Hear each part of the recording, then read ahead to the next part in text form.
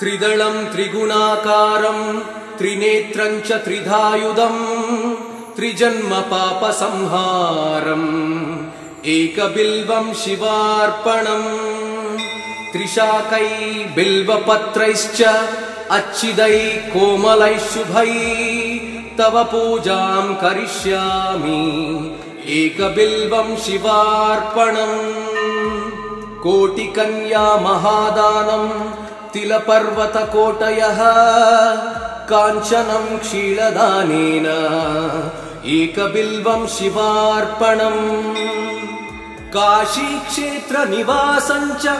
कालभैरवदर्शनम् प्रयागे माधवं दृष्ट्वा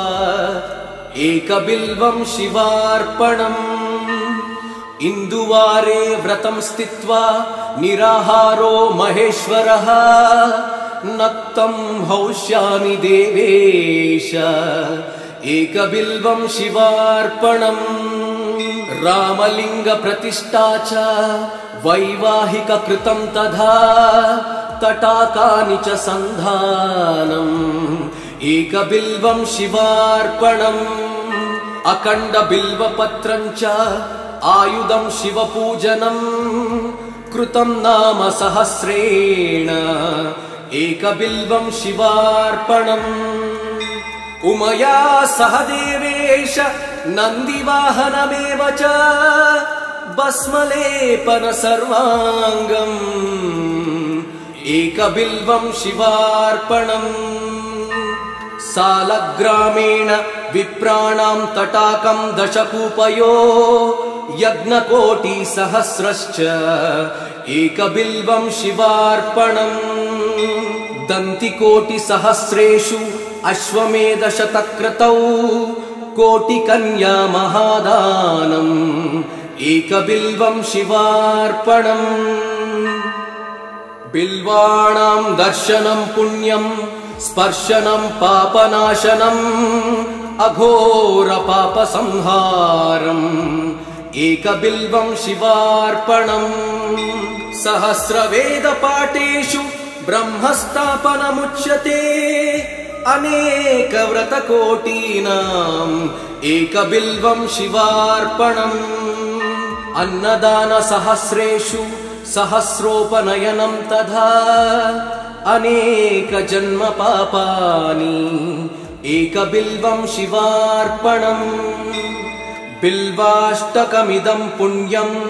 यः पठेत् शिवसन्निधौ शिवलोकमवाप्नोति एकबिल्वं शिवार्पणम्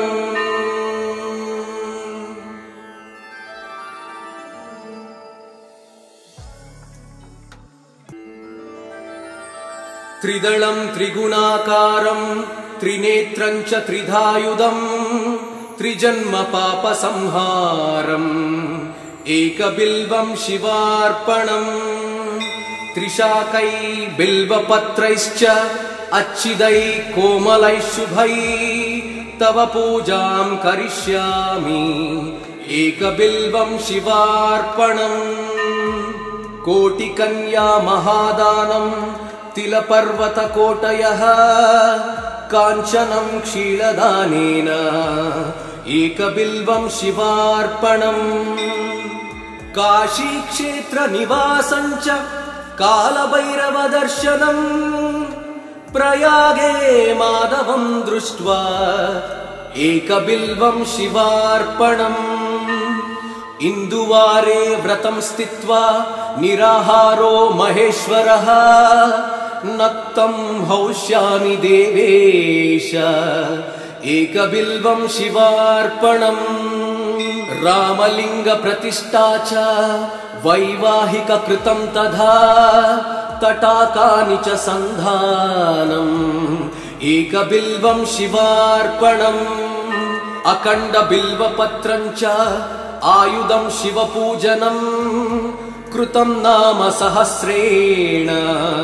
एकबिल्वं शिवार्पणम् उमया सह देवेश नन्दिवाहनमेव च भस्मलेपन सर्वाङ्गम् एकबिल्वं शिवार्पणम् सालग्रामेण विप्राणां तटाकं दशकूपयो यज्ञकोटिसहस्रश्च एकबिल्वं शिवार्पणम् दन्तिकोटिसहस्रेषु अश्वमेधशतक्रतौ कोटिकन्या महादानम् एकबिल्वं शिवार्पणम् बिल्वाणां दर्शनं पुण्यं स्पर्शनं पापनाशनम् अघोरपापसंहारम् एकबिल्वं शिवार्पणम् सहस्रवेदपाठेषु ब्रह्मस्थापनमुच्यते अनेकव्रतकोटीनाम् एकबिल्वं शिवार्पणम् अन्नदानसहस्रेषु सहस्रोपनयनं तथा अनेकजन्मपापानि एकबिल्वं शिवार्पणम् बिल्वाष्टकमिदं पुण्यं यः पठेत् शिवसन्निधौ शिवलोकमवाप्नोति एकबिल्वं शिवार्पणम्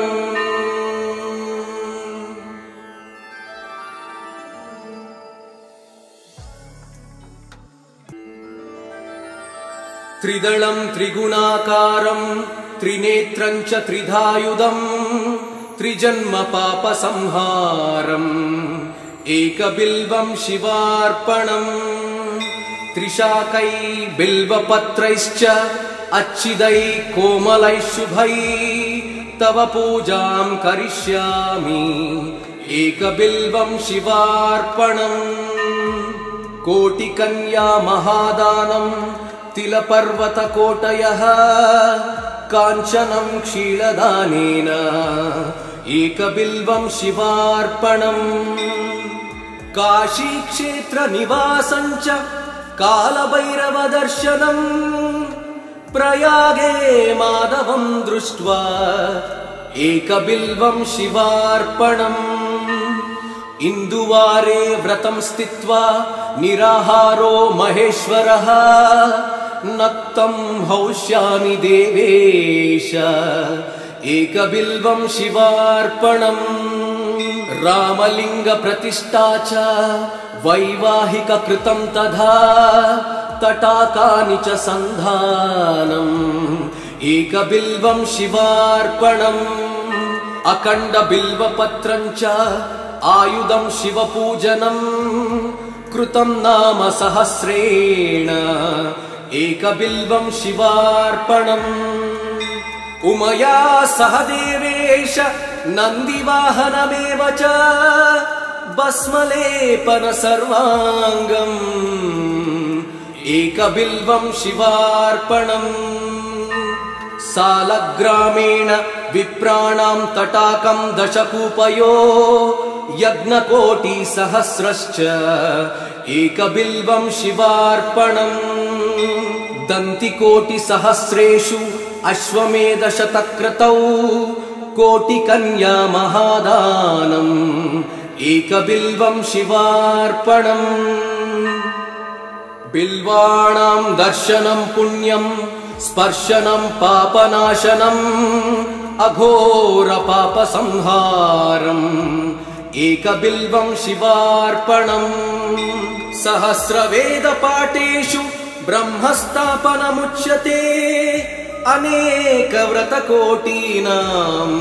एकबिल्वं शिवार्पणम् अन्नदानसहस्रेषु सहस्रोपनयनं तथा अनेकजन्मपापानि एकबिल्वं शिवार्पणम् बिल्वाष्टकमिदं पुण्यं यः पठेत् शिवसन्निधौ शिवलोकमवाप्नोति एकबिल्वं शिवार्पणम्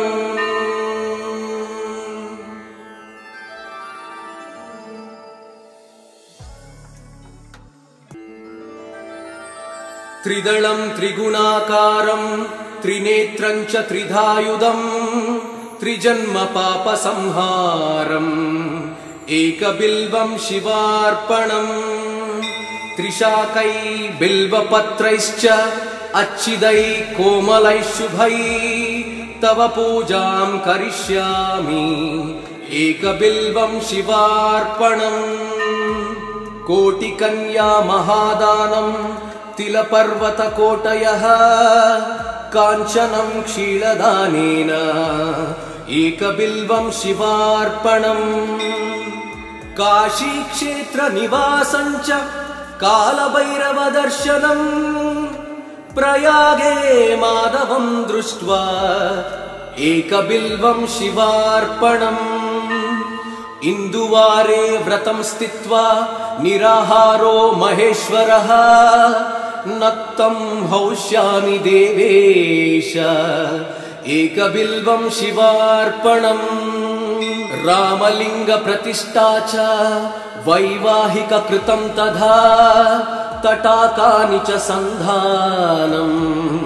एकबिल्वं शिवार्पणम् अखण्डबिल्वपत्रं च आयुधं शिवपूजनम् कृतं नाम सहस्रेण एकबिल्वं शिवार्पणम् उमया सह देवेश नन्दिवाहनमेव च भस्मलेपन सर्वाङ्गम् एकबिल्वं शिवार्पणम् सालग्रामेण विप्राणां तटाकं दशकूपयो यज्ञकोटिसहस्रश्च एकबिल्वं शिवार्पणम् दन्तिकोटिसहस्रेषु अश्वमेधशतक्रतौ कोटिकन्या महादानम् एकबिल्वं शिवार्पणम् बिल्वाणां दर्शनं पुण्यं स्पर्शनं पापनाशनम् अघोरपापसंहारम् एकबिल्वं शिवार्पणम् सहस्रवेदपाठेषु ब्रह्मस्थापनमुच्यते अनेकव्रतकोटीनाम् एकबिल्वं शिवार्पणम् अन्नदानसहस्रेषु सहस्रोपनयनं तथा अनेकजन्मपापानि एकबिल्वं शिवार्पणम् बिल्वाष्टकमिदं पुण्यं यः पठेत् शिवसन्निधौ शिवलोकमवाप्नोति एकबिल्वं शिवार्पणम्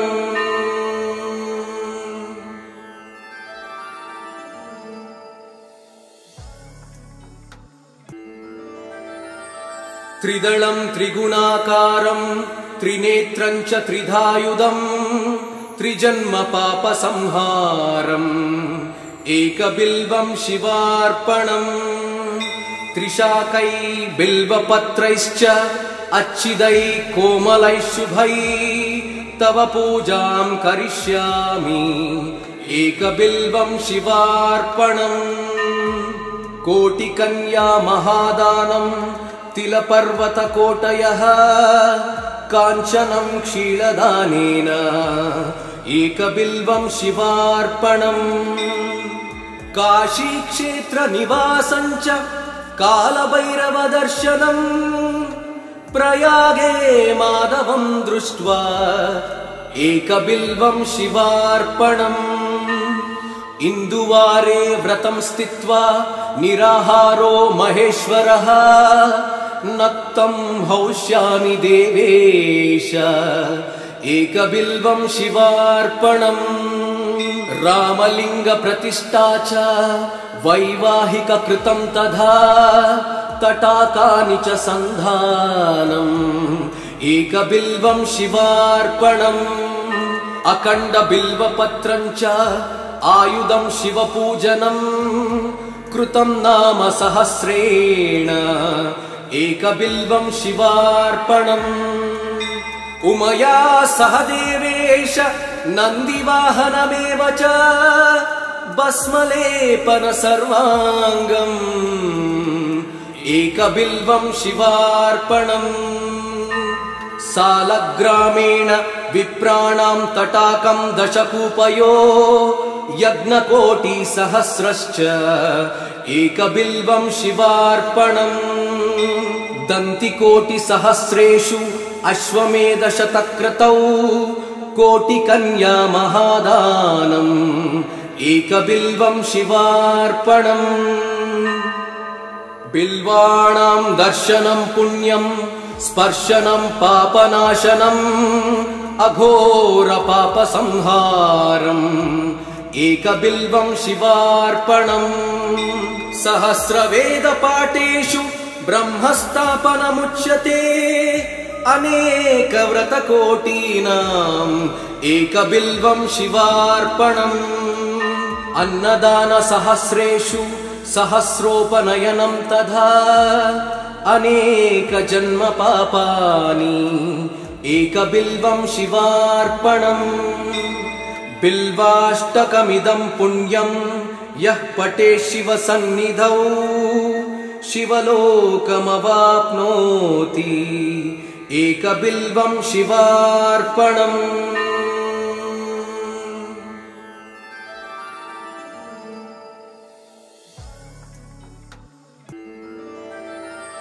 त्रिदलं त्रिगुणाकारं त्रिनेत्रं च त्रिधायुधम् त्रिजन्मपापसंहारम् एकबिल्वं शिवार्पणम् त्रिशाकै बिल्वपत्रैश्च अच्छिदै कोमलै शुभै तव पूजां करिष्यामि एकबिल्वं शिवार्पणम् कोटिकन्या महादानं तिलपर्वतकोटयः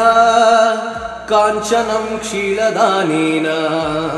एकबिल्वं शिवार्पणम् काशीक्षेत्रनिवासं च कालभैरवदर्शनम् प्रयागे माधवं दृष्ट्वा एकबिल्वं शिवार्पणम् इन्दुवारे व्रतं स्थित्वा निराहारो महेश्वरः नक्तं हौष्यामि देवेश एकबिल्वं शिवार्पणम् रामलिङ्गप्रतिष्ठा च वैवाहिककृतं तथा तटाकानि च सन्धानम् एकबिल्वं शिवार्पणम् अखण्डबिल्वपत्रं च आयुधं शिवपूजनम् कृतं नाम सहस्रेण एकबिल्वं शिवार्पणम् उमया सह देवेश नन्दिवाहनमेव च भस्मलेपन सर्वाङ्गम् एकबिल्वं शिवार्पणम् सालग्रामेण विप्राणां तटाकं दशकूपयो यज्ञकोटिसहस्रश्च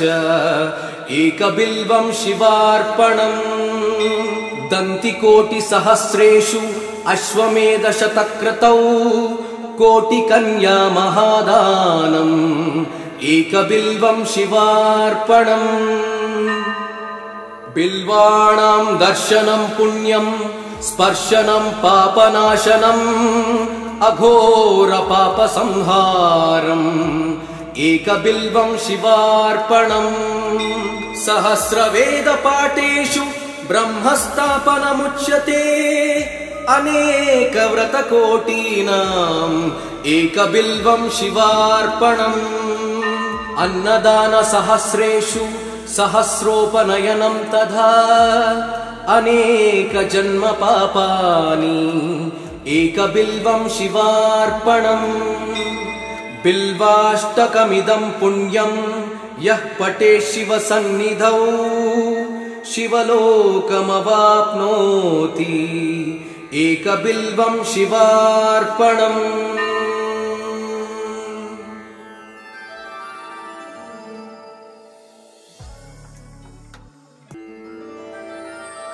त्रिदलं त्रिगुणाकारं त्रिनेत्रं च त्रिधायुधम् त्रिजन्मपापसंहारम् एकबिल्वं शिवार्पणम् त्रिशाकै बिल्वपत्रैश्च अच्छिदै कोमलै शुभै तव पूजां करिष्यामि एकबिल्वं शिवार्पणम् कोटिकन्या महादानं तिलपर्वतकोटयः काञ्चनं क्षीरदानेन एकबिल्वं शिवार्पणम् काशीक्षेत्रनिवासं च कालभैरवदर्शनम् प्रयागे माधवं दृष्ट्वा एकबिल्वं शिवार्पणम् इन्दुवारे व्रतं स्थित्वा निराहारो महेश्वरः नक्तं हौष्यामि देवेश एकबिल्वं शिवार्पणम् रामलिङ्गप्रतिष्ठा च वैवाहिककृतं तथा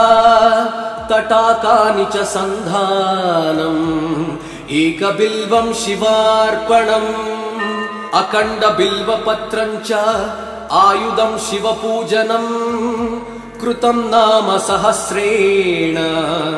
एकबिल्वं शिवार्पणम् उमया सह देवेश नन्दिवाहनमेव च भस्मलेपन सर्वाङ्गम् एकबिल्वं शिवार्पणम् सालग्रामेण विप्राणां तटाकं दशकूपयो यज्ञकोटिसहस्रश्च एकबिल्वं शिवार्पणम् दन्तिकोटिसहस्रेषु अश्वमेधशतक्रतौ कोटिकन्या महादानम् एकबिल्वं शिवार्पणम् बिल्वाणां दर्शनं पुण्यं स्पर्शनं पापनाशनम् अघोरपापसंहारम् एकबिल्वं शिवार्पणम् सहस्रवेदपाठेषु ब्रह्मस्थापनमुच्यते अनेकव्रतकोटीनाम् एकबिल्वं शिवार्पणम् अन्नदानसहस्रेषु सहस्रोपनयनं तथा अनेकजन्मपापानि एकबिल्वं शिवार्पणम् बिल्वाष्टकमिदं पुण्यं यः पठेत् शिवसन्निधौ शिवलोकमवाप्नोति एकबिल्वं शिवार्पणम्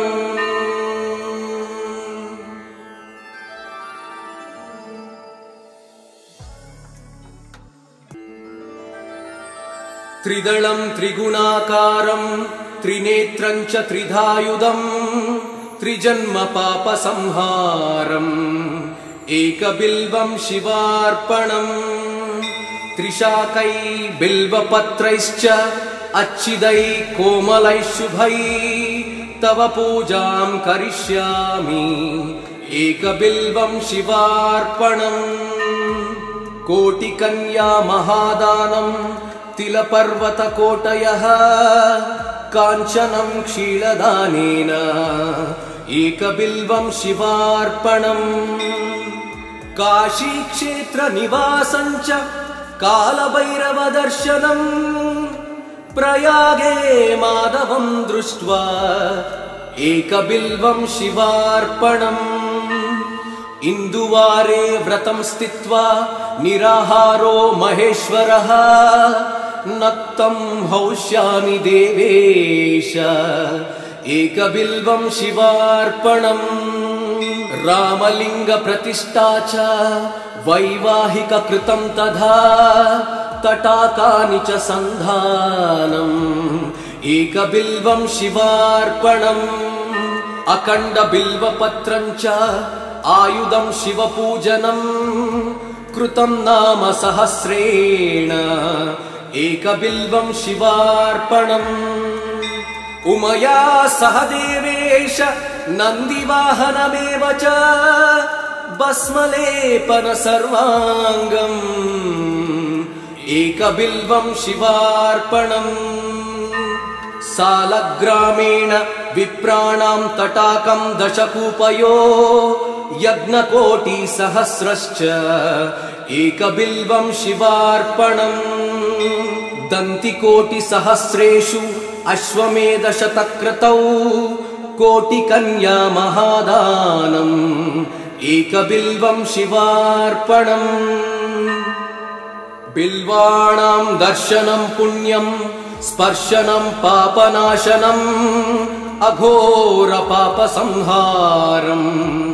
एकबिल्वं शिवार्पणम्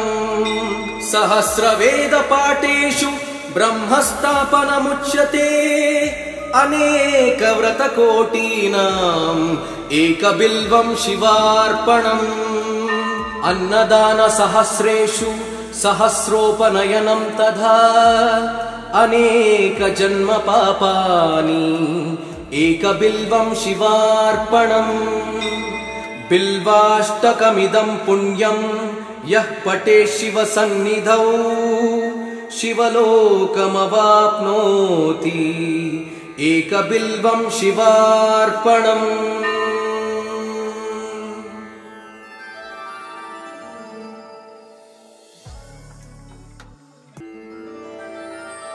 त्रिदलं त्रिगुणाकारं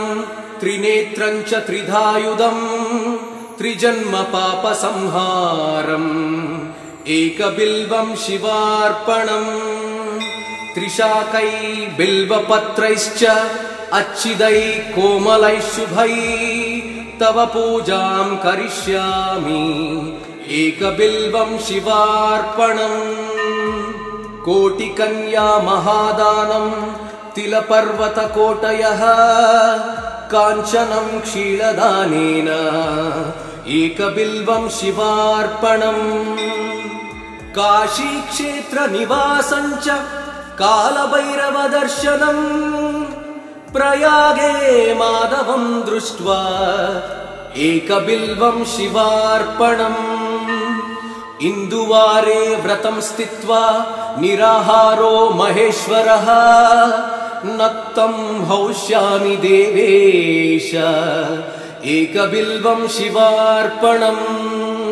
रामलिङ्गप्रतिष्ठा च वैवाहिककृतं तथा तटाकानि च सन्धानम् एकबिल्वं शिवार्पणम् अखण्डबिल्वपत्रं च आयुधं शिवपूजनम्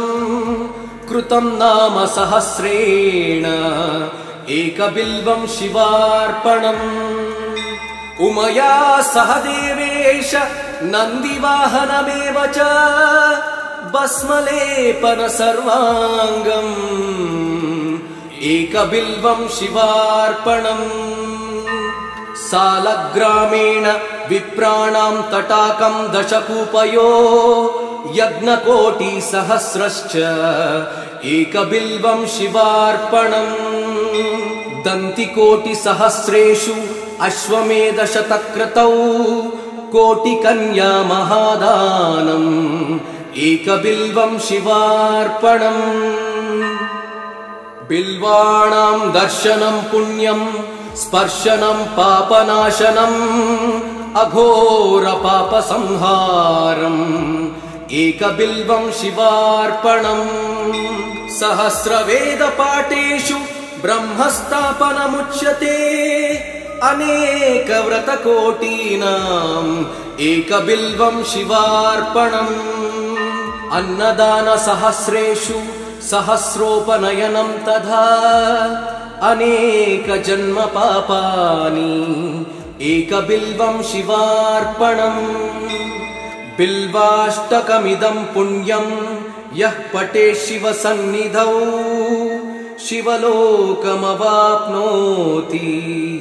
एकबिल्वं शिवार्पणम्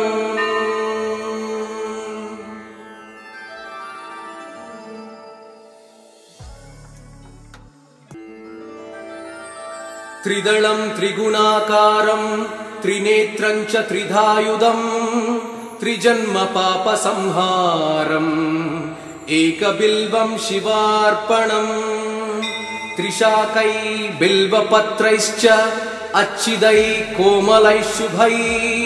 तव पूजां करिष्यामि एकबिल्वं शिवार्पणम् कोटिकन्या महादानं तिलपर्वतकोटयः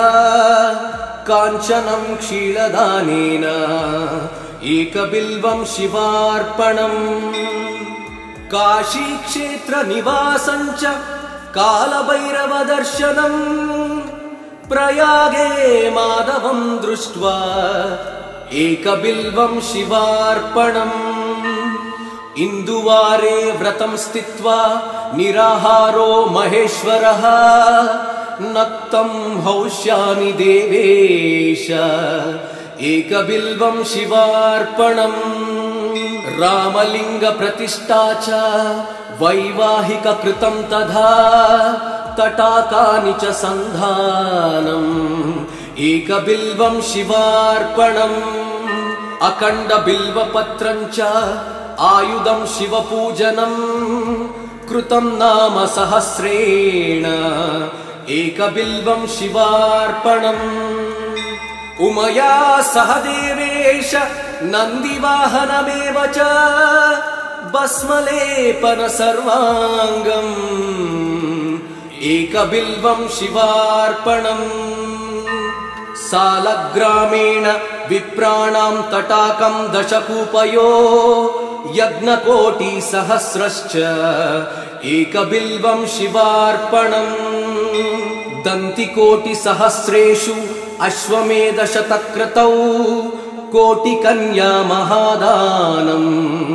एकबिल्वं शिवार्पणम् बिल्वाणां दर्शनं पुण्यं स्पर्शनं पापनाशनम् अघोर पापसंहारम् एकबिल्वं शिवार्पणम् सहस्रवेदपाठेषु ब्रह्मस्थापनमुच्यते अनेक व्रतकोटीनाम् एकबिल्वं शिवार्पणम् अन्नदान सहस्रेषु सहस्रोपनयनं तथा अनेक जन्म पापानि एकबिल्वं शिवार्पणम् बिल्वाष्टकमिदं पुण्यं यः पठे शिवसन्निधौ शिवलोकमवाप्नोति एकबिल्वं शिवार्पणम्